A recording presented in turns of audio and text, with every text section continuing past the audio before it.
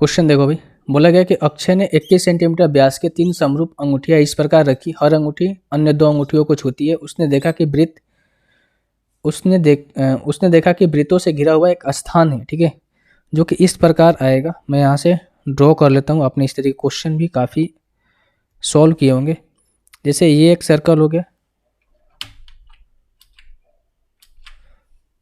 और ये दूसरा सर्कल हो गया और ये तीसरा सर्कल हो गया। तो इसमें जो बचा हुआ स्थान कौन सा है आपका, ये है जो आप देख पाएंगे, ये है बचा। इसी का एरिया पूछा गया। इसका सेंटर ये है, इसका सेंटर ये है, इसका सेंटर ये है। आप इस लाइन को यहाँ से मिलाओगे इस तरीके से, तो ये क्या बनेगा, इक्विलैटरल ट्रायंगल बनेगा। जैसा कि आपको पता है, अगर डायमीटर हमें 21 सेंटीमीटर दे रखा है तो रेडियस हो जाएगा 21/2, यानी ये भी आर हो जाएगा, ये भी आर, ये भी आर, ये भी आर। तो देन पूरा जो आएगा ना, ये 2r का आ जाएगा, पूरा क्या आएगा, 2r आएगा। तो हम अगर इक्विलैटरल ट्रायंगल के एरिया में से एरिया ऑफ सेक्टर को माइनस कर देंगे तो हमें निकल कर आ जाएगा क्या, जो बीच वाला स्थान है इसका एरिया निकल कर आ जाएगा। एरिया ऑफ इक्विलैटरल ट्रायंगल क्या होता है, √3/4 इंटू ए स्क्वायर, ठीक है। ए की जगह क्या है, आर है। अब ए स्क्वायर का मतलब क्या हुआ कि भाई यहाँ पर ए की वैल्यू क्या होगी, 2r होगी ना, क्योंकि यहाँ पर ए और यहाँ पर ए मिलकर क्या बनाएगा, 2a। तो 4/3 √3/4 इंटू 4r स्क्वायर, ठीक है, यही होगा 4r स्क्वायर।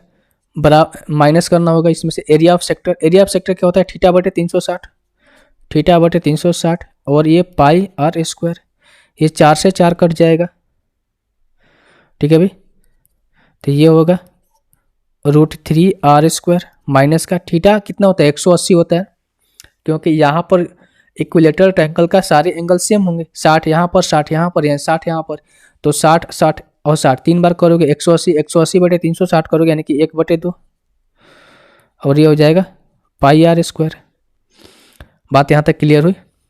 अब यहाँ से हम क्या करेंगे, आर स्क्वायर को दोनों साइड से हम कॉमन निकाल लेंगे, तो बचेगा क्या, √3 की वैल्यू इन्होंने बोल के रखा है 1.73 लेने के लिए।